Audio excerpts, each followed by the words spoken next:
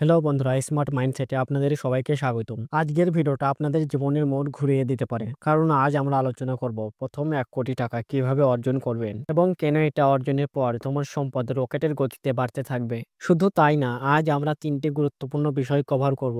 প্রথম 1 কোটি টাকা অর্জনের পর কিভাবে তোমার নেটওয়ার্ক এক্সপ্লোর করবে, কিভাবে তুমি সবচেয়ে কম সময়ে তোমার প্রথম 1 কোটি টাকা অর্জন করতে পারবে, কেন অনেক মানুষ 1 কোটি টাকা অর্জনের পরও সেটাকে কয়েক কোটিতে রূপান্তর করতে পারে না। তাহলে শুরু করা যাক। এটা আমি আপনাদের একটা গল্পের মাধ্যমে বোঝাচ্ছি। একদিন এক ছেলেকে দেখা গেল, সে এক সফল ব্যক্তির কাছে পরামর্শ নিতে এসেছে। সে বলল, স্যার, আমি খুব দ্রুত ধনী হতে চাই, অন্তত 50 থেকে 100 কোটি টাকা কামাতে চাই, কিন্তু আমার কাছে কোনো ব্যবসার আইডিয়া বা স্কিল নেই। আপনি কি আমাকে সাহায্য করতে পারবেন? সেই সফল ব্যক্তি কিছুক্ষণ চিন্তা করলেন, তারপর হাসলেন। তিনি বললেন, তুমি 50 বা 100 কোটি টাকা নিয়ে তো চিন্তা করো না, বরং তুমি তোমার প্রথমে 1 কোটি টাকার জন্য চেষ্টা করো। ছেলেটি অবাক হয়ে জিজ্ঞেস করলো, কেন?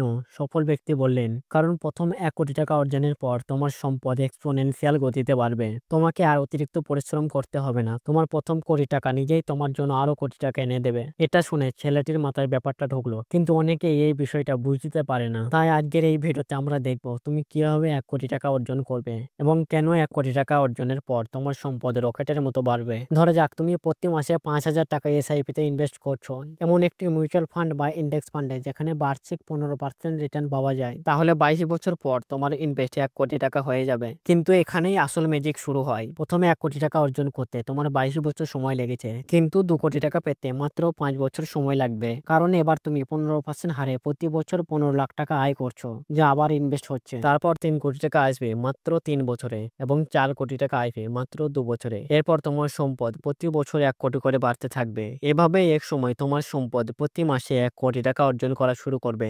এটাই হলো কম্পাউন্ডিং ম্যাজিক। কিন্তু সমস্যা হলো, সাধারণ মানুষ 1 কোটি টাকা পর্যন্ত পৌঁছতেই পারে না, কারণ তারা ভুল সিদ্ধান্ত নেয়। এবং এখানে 3টি বড় সমস্যা আছে। সমস্যাগুলি হলো, অনেকে অতিরিক্ত ডাইভার্সিফিকেশন করে ফেলে। ধরা যাক কেউ 1 কোটি টাকা পেয়েছে, সে এখন কি করবে? 50 লাখ দিয়ে প্রপার্টি কিনে নিল, 25 লাখ বিভিন্ন মিউচুয়াল ফান্ডে ছাড়িয়ে দিল, 10 লাখ ব্যাংকে ফিক্সড ডিপোজিটে রেখে দিল, বাকি টাকাগুলো সোনা, ইন্স্যুরেন্স এবং অন্যান্য জায়গায় ইনভেস্ট করলো। ফলাফল, ইনভেস্টমেন্টের গড় রিটার্ন কমে গেল, সম্পদের বৃদ্ধি ধীরে হয়ে গেল, কম্পাউন্ডিং এর ম্যাজিক নষ্ট হয়ে গেল। তাই তোমার ইনভেস্টমেন্ট 3টে মিউচুয়াল ফান্ড বা 10টা স্টকের বেশি না হওয়া উচিত।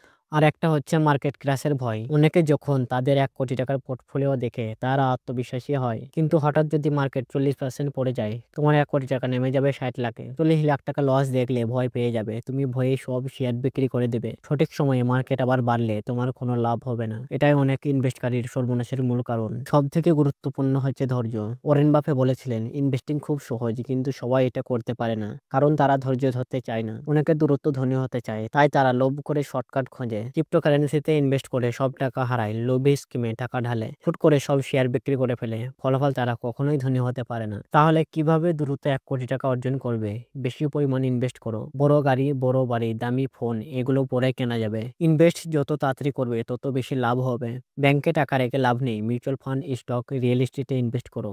ধৈর্য ধরো, মার্কেট ক্র্যাশ হলে ভয় পেও না। এখন তোমার কাছে একটি প্রশ্ন, যদি তোমার হাতে এখনই 1 কোটি টাকা আসে, তাহলে তুমি সেটা কিভাবে ইনভেস্ট করবে? কমেন্টে উত্তর দাও। ভিডিওটি ভালো লাগলে অবশ্যই একটি লাইক দিয়ে বন্ধুদের সাথে শেয়ার করে দিন। এই ধরনের আরো ভিডিও পেতে চ্যানেলটিকে সাবস্ক্রাইব করতে ভুলবেন না। আর যারা সাবস্ক্রাইব করেছেন তাদের অসংখ্য অসংখ্য ধন্যবাদ। আজকের ভিডিওতে এই পর্যন্তই। দেখা হবে আবার কোনো নতুন ভিডিওর সাথে।